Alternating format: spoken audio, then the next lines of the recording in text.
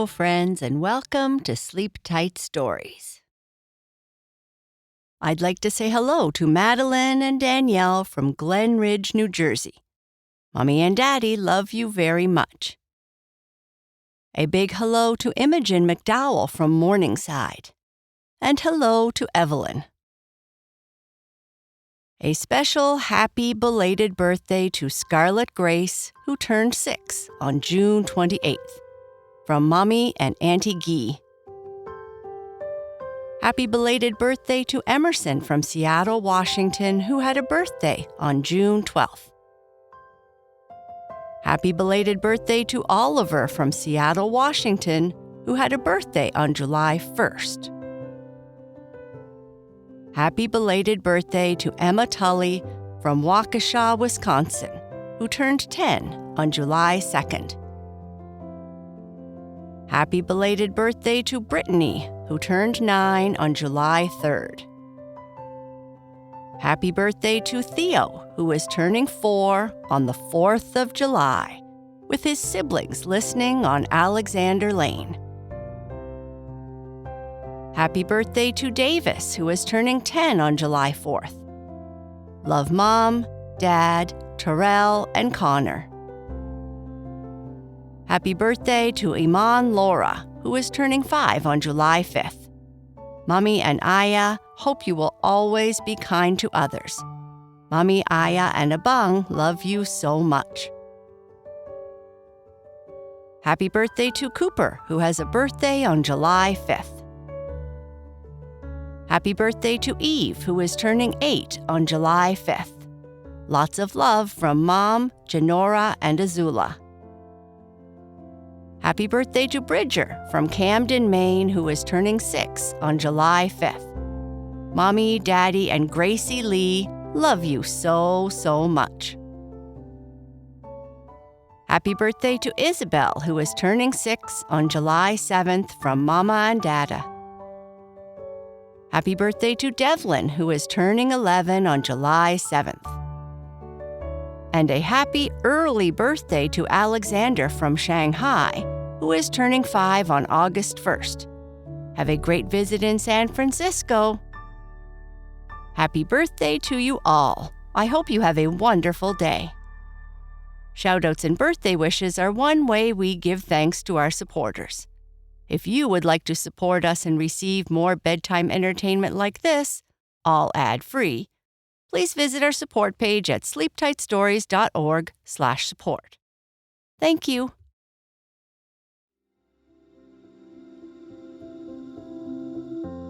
This is the third part of our story about Slicko the jumping squirrel.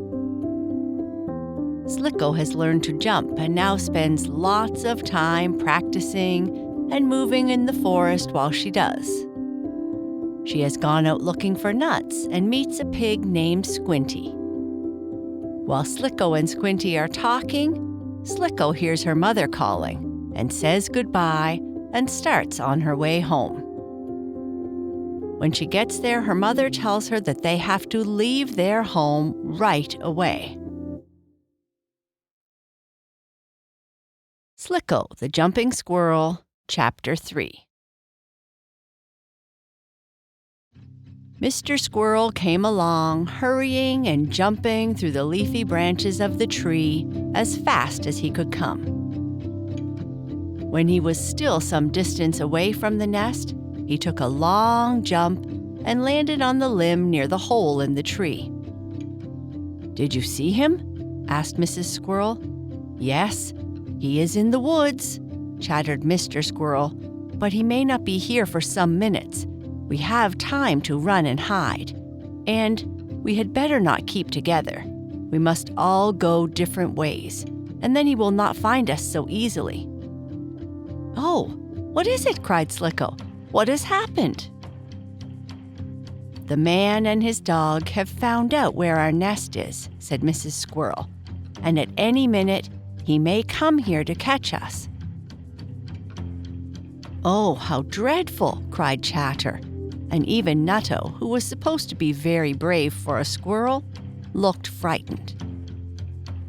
"But don't worry too much," said Mr. Squirrel. I have seen the man in time, and we will get safely away from him. Come now, we will separate, each going a different way.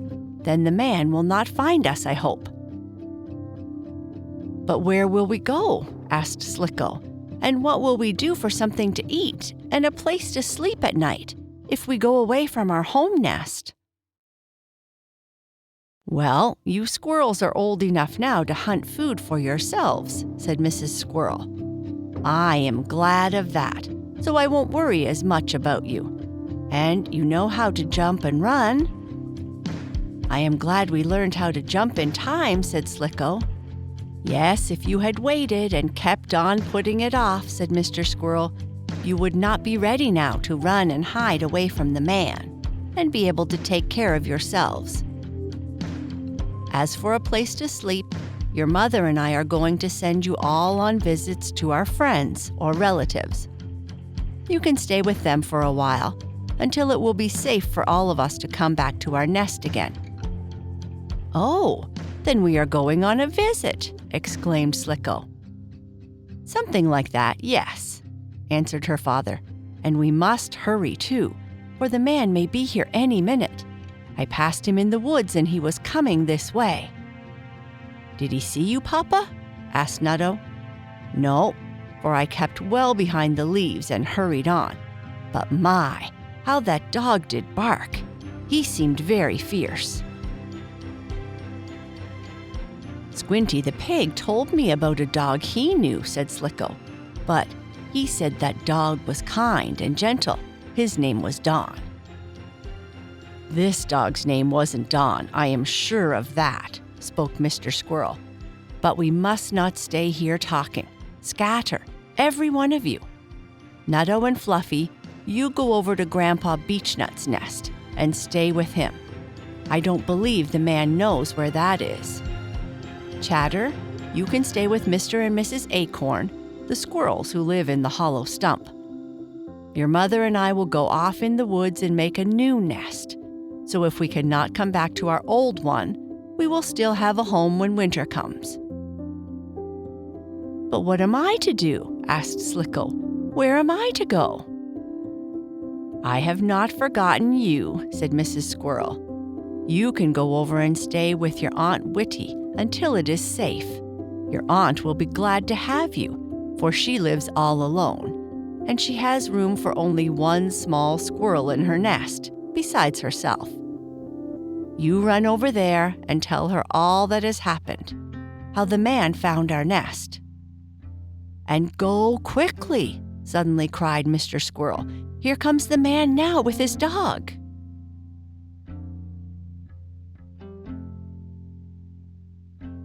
Just then there sounded through the woods, "Woof, woof, woof, woof." "That's the dog," said Mr. Squirrel. "Hurry, children, and don't forget the lessons we have taught you." "We won't," promised Slicko.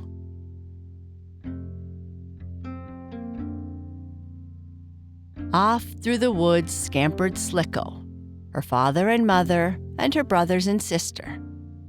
Slicko climbed up one tree, jumped into another, and still another. "I don't believe the man and his dog will get me," thought Slicko, as she hurried on toward the nest where her Aunt Whitty lived. Pretty soon, the man and his dog came to the foot of the tree where Slicko used to live. "Ha! There's that squirrel nest I saw the other day," said the man to himself. "I wonder if there are any in it. I'll wait a while and see if I can catch any of them." "Woof, woof," barked the dog. Perhaps he too wanted to catch some squirrels. All around the foot of the tree ran the dog, barking as loudly as he could. Maybe he was hoping he could scare the squirrels out of the nest so his master could catch them. The man waited and waited, looking up at the hole in the trunk of the tree where he knew the squirrels had lived. But he did not know they had gone. That was the time the squirrels were smarter than him. Several hours passed, and still the man waited. Every now and then he would look up at the hole, and the dog, who had been running off in the woods looking for more squirrels, would come back, barking louder than ever. "Well, I guess those squirrels have gone away, Carlo," the man finally said to his dog. "It is of no use for us to stay here. Come, we will go look for other squirrels to catch." "Woof, woof, that will be fun," barked Carlo. Of course, being a dog, he did not know any better. And so the man went away from the empty nest where Slicko and the other squirrels had lived. All this time, Slicko the jumping squirrel was hurrying along through the woods toward the nest of her Aunt Whitty. Slicko's aunt had that name because she used her wits. Mrs. Whitty and Mrs. Squirrel were sisters, and that made Mrs. Whitty Slicko's aunt. And Slicko liked Aunt Whitty very much. There were always plenty of nuts in Aunt Whitty's nest, and Slicko, as well as her brothers and sister, liked to come on a visit. But this time, Slicko was all alone. Pretty soon the little jumping girl squirrel came to the tall tree where Aunt Whitty lived. "Now I must be very careful," thought Slicko. "I must wait before running in to see if any men or dogs or other enemies are watching me. For if they are, they would see where I go in, and they could find the nest and maybe catch Aunt Whitty and me." Squirrels, like birds and other woodland creatures, do not like human beings to know where their homes or nests are.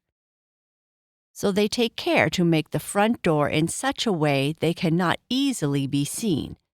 And when the forest creatures go in, they always look around first to see that no enemy is watching.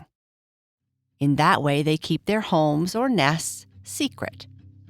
They have to, for they have so many enemies. Slicko looked all around, and seeing no dogs, wild animals, or men on the watch to spy on her aunt's nest, the little squirrel scrambled up the tree, sticking her sharp toenails in the soft bark as she had been taught to do. When Slicko was halfway up, she saw a hole in the tree, just such a hole as her nest at home.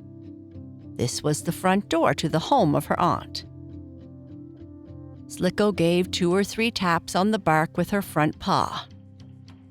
The little girl squirrel always did this when she called on Mrs. Whitty, so the squirrel lady would know it was one of her little friends or relations, and not a bad owl or hawkbird wanting to eat her up. Slicko expected to hear her aunt chatter as she always did, "Come in and have some nuts." But there was no answer. Slicko knocked again with her little paw, and then, thinking her aunt might be asleep, the little jumping squirrel gave a little hop down inside the nest. It was just like the nest at home, which she and the others had left because of the danger from the man. At first, coming in the dark nest after having been out in the bright sunlight, Slicko could see nothing.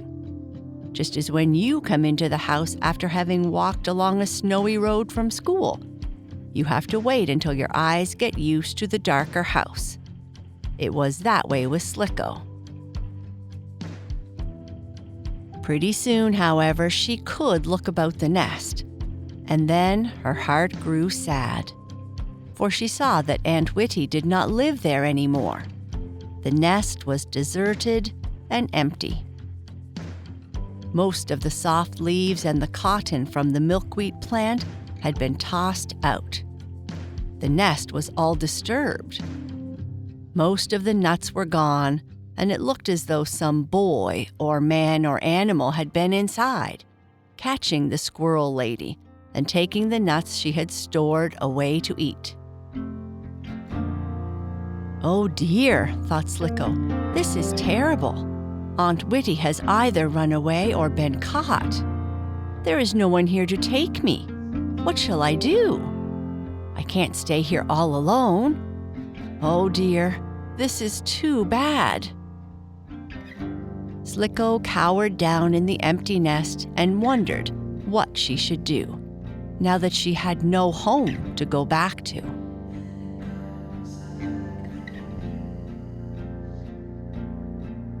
And that is the end of this part. Good night. Sleep tight.